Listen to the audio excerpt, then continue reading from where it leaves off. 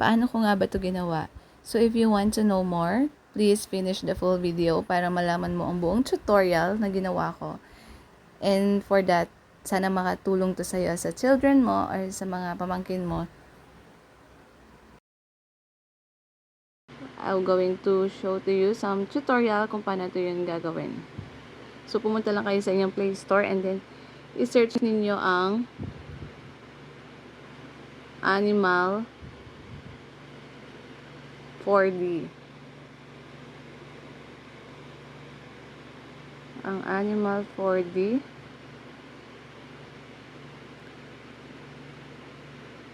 And ayan yung itsura niya. Yung 4D na may plus, tas color green yung color. And install nyo lang sa inyong cellphone. Kailangan dalawa yung phone nyo. Meron itong in-app purchase, pero pwede nyo naman yun i-skip later on. So while waiting, dito sa install natin sa kabilang phone.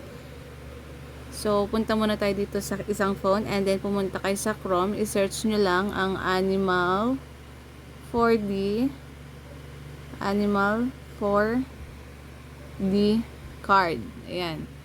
Lalabas dito ang iba't ibang klaseng animals na naka 4D. For example, this elephant. Madami dito, ayan. Okay, this elephant, zebra, monkey, and many more. So, later on, ito ang gagamitin natin pag na-install na natin yung Animal 4D dun sa isang phone. Then, ito yung magiging base or yung magiging base ng mga pictures na magiging 4D dito sa ating isang phone later on. Pwede nyo itong i-save sa inyong photos or sa inyong gallery. So, almost 89%. Malapit na.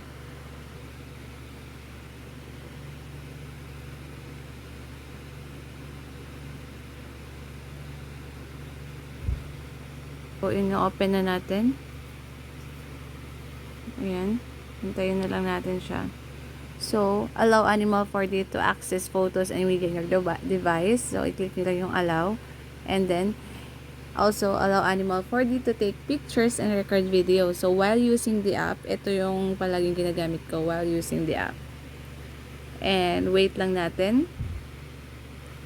So, caution, this app uses augmented reality parental supervision. It's suggested for physical hazard and surrounding awareness. So,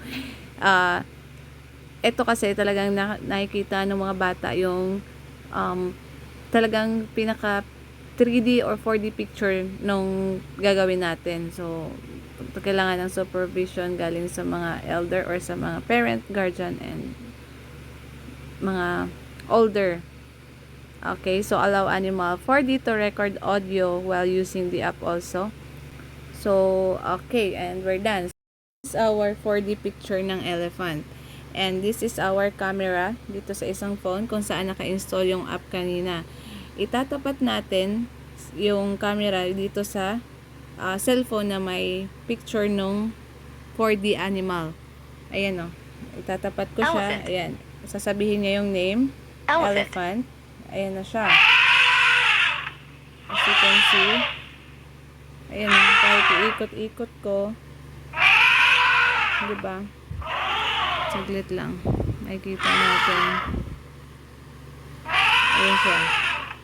Naka 4D na. Makikita ng mga bata. Naka 4D yung camera. Sorry. Nag-gulag kasi.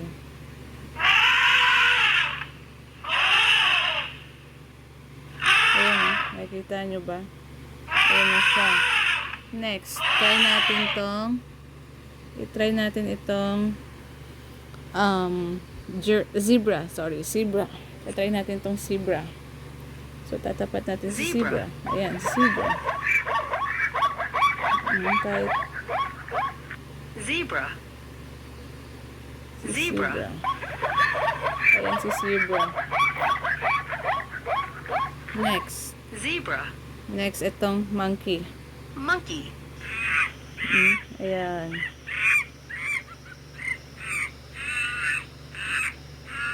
Pwede mo siya ipaikot kung ano ito na itsura niya.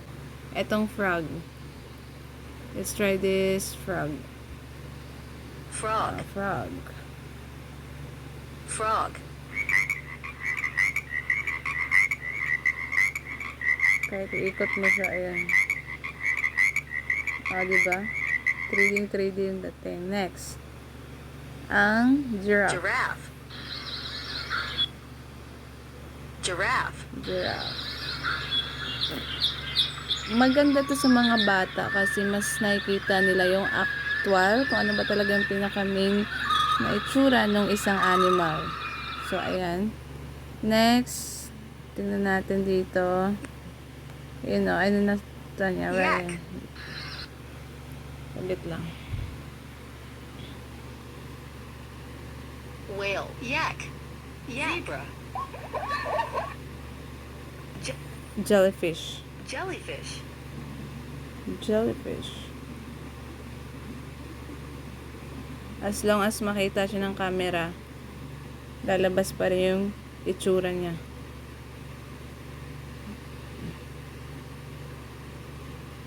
Dog. Dog. Dog.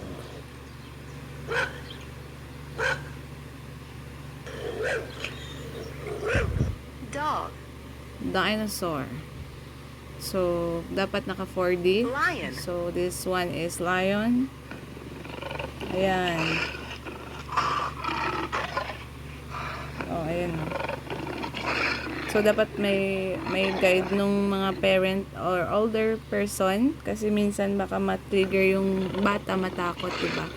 So, this is for educational purposes only. Lion. Ant. Ants. Ant. Ayan.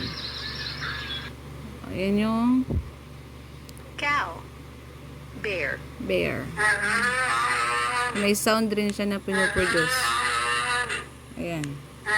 Ito yung phone na gamit ko sa likod. Ito. Bear. Bear. Bear. Ayan. O, diba? Next. Pig. Pig. Further information, pwede rin tong gawin sa mga plants.